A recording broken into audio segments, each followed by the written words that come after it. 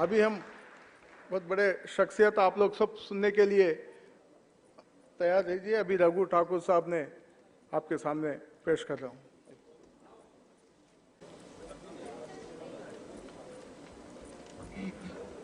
आज के जलसे के सर साहब तेलंगाना राज्य के उप मुख्यमंत्री जनाब भट्टी साहब, हम लोग के लंबे समय के मित्र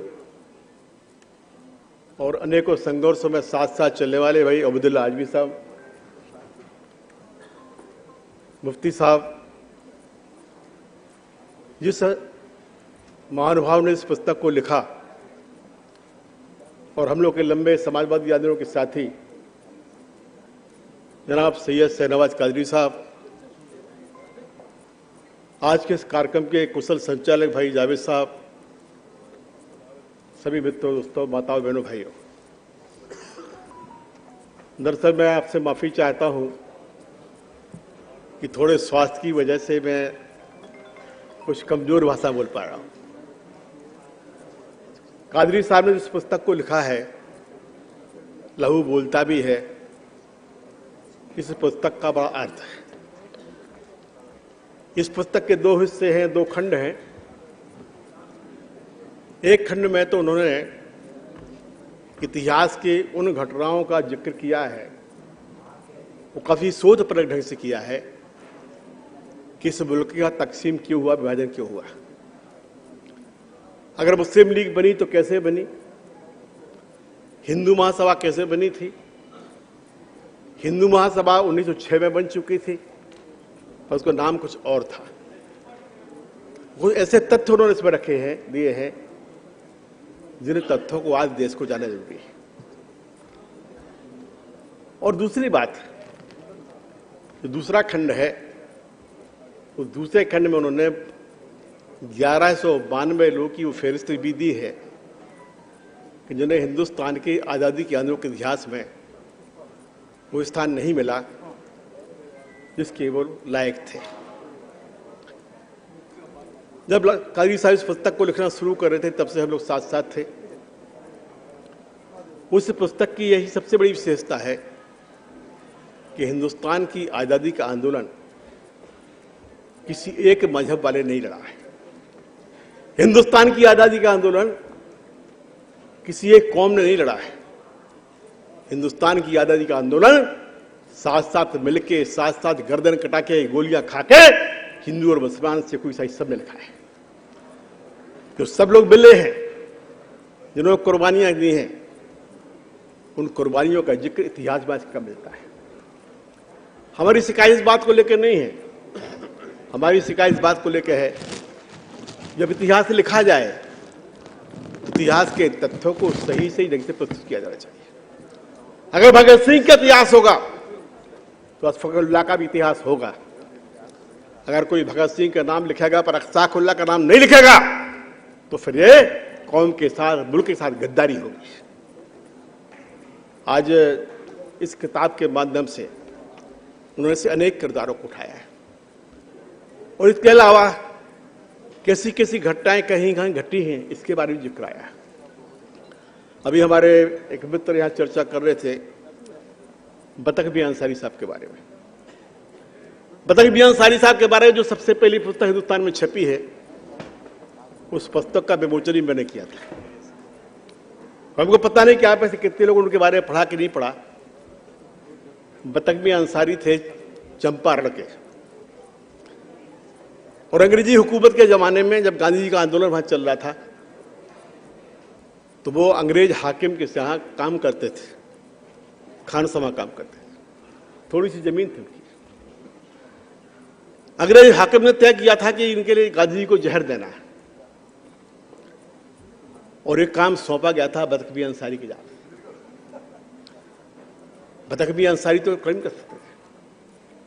बतख मियां अंसारी उस गिलास में दूध लाए, दूध में जहर था, गांधी की तरफ से हिलाया, गांधी देख भी नहीं पाए, तो बतख मियां अंसारी ने उस गिलास को गिरा दिया और जब बिल्ली ने उस दूध को पिया तो बिल्ली की मौत हो गई। अगर हिंदुस्तान में गांधी को बचाने वाले कोई इंसान हैं तो उस इंसान का नाम बतख मियां अंसारी है।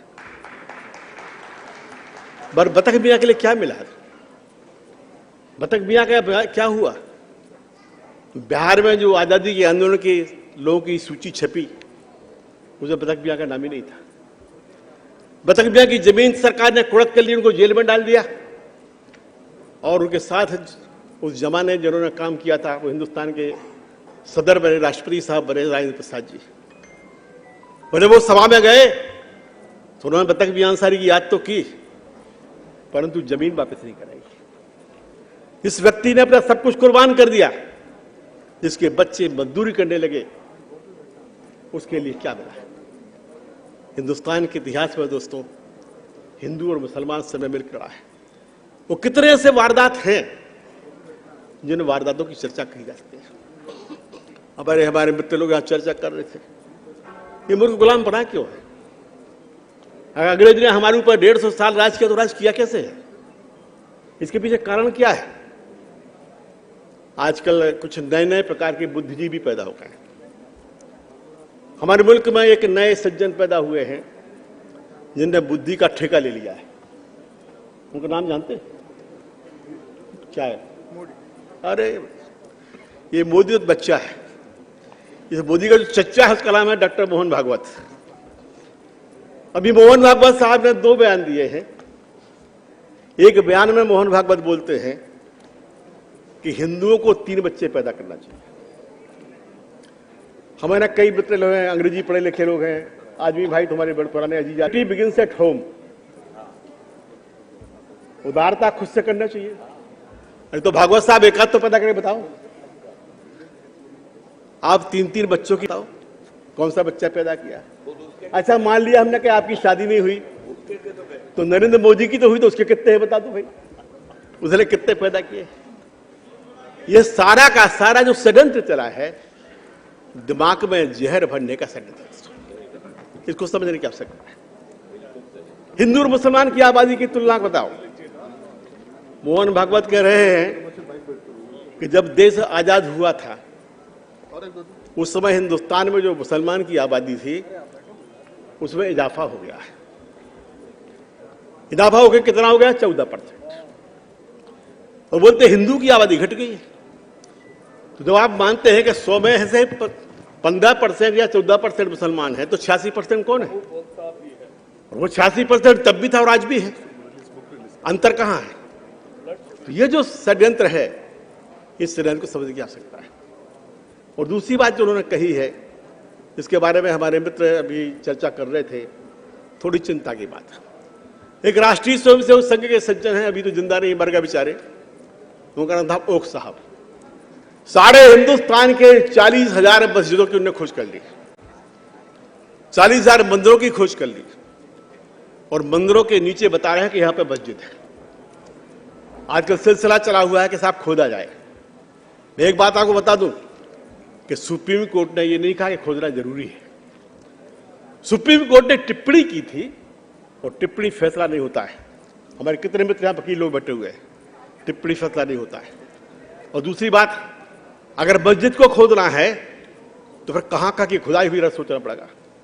हिंदुस्तान में 2700 बुद्धों के मंदिर थे, जिन बुद्धों के मंदिर को हिंदुओं ने तोड़ा है। इतिहास गवाह है। क्या लड़े नहीं है?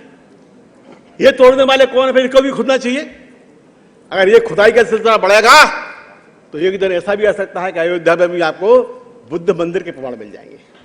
इसलिए जो लोग ये कह रहे हैं कि हर मंदिर खोद देंगे, हर मस्जिद खोद देंगे, मैं कहना चाहता हूं चिंता मत करो। हमारे साथी अभी आए नागपुर से, खैरनार साहब, थोड़े डरे हुए हैं।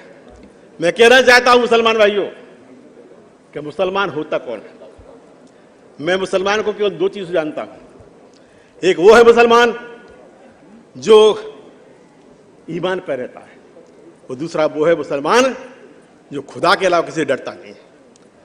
तो अगर डरोगे तो फिर मुसलमान नहीं रहोगे। किससे डर रहे हो? नरेंद्र मोदी बोल रहा था 400 के पार, आ गया 220 के पार।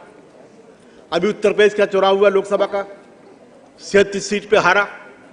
पिछला चुनाव जीता था 5 लाख वोट से, अभी जीता 1.5-2 लाख वोट से।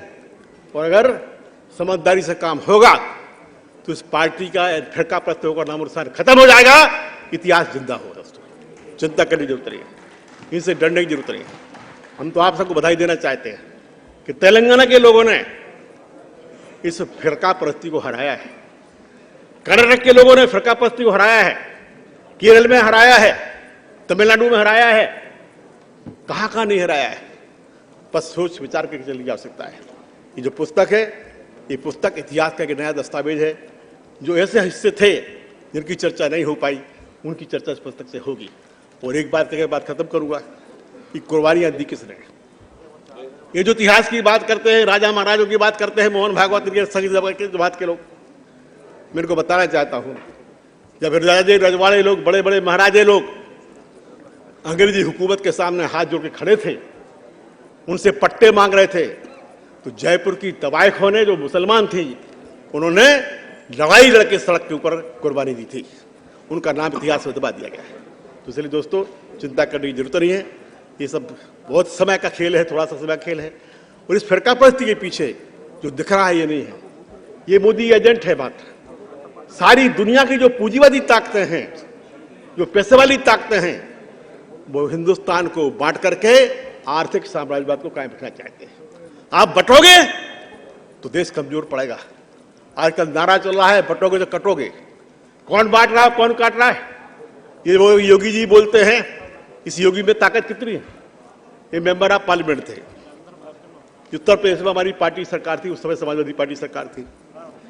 योगी जी ने जरा वहां उधम मचाया, एक हिंदू वाहिनी लेके पुलिस ने मारा तो सारी संसद के सामने हिंदुस्तान ने देखा कि ये योगी फूट फूट के रो रहा था, औरतें रोती है।